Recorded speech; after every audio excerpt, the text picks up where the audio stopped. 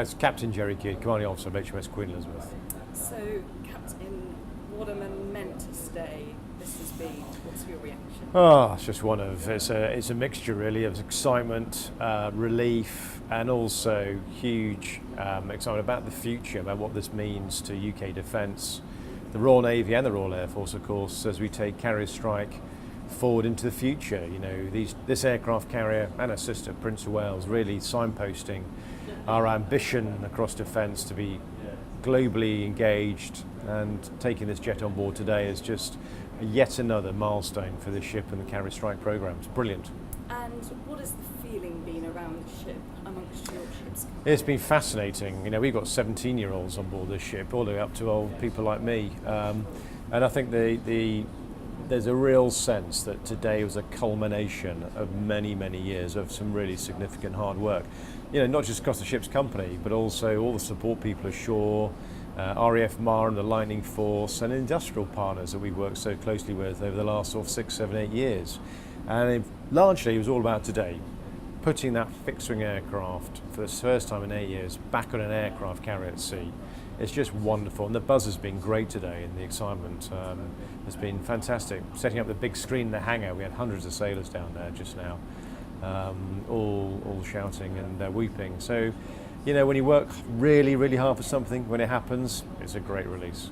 And there's a professional feeling, but also the personal feeling. The aviation community is a tight-knit community, so it must have been emotional on some scale.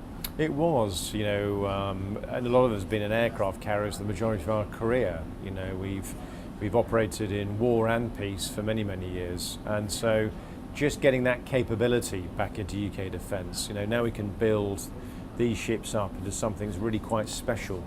I mean, let's not forget, there are very, very few nations who do this properly, and we're going to be back into that league, which is tremendously good for security of our own country and our own people, but also playing our full part on the world stage in maintaining world order and the rules-based system. It's important stuff.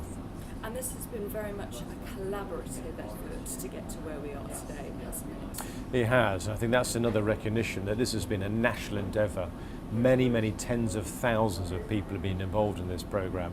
And again, there's other countries around the world looking at the UK with some admiration. Even the Americans, the quote just now, I think, from the American senior officers on board was one of real excitement from them too. They're willing us to do this well, and we're delivering. So we should be really proud of ourselves as a country across the civilian sector and also the military sector. We really should be proud of ourselves.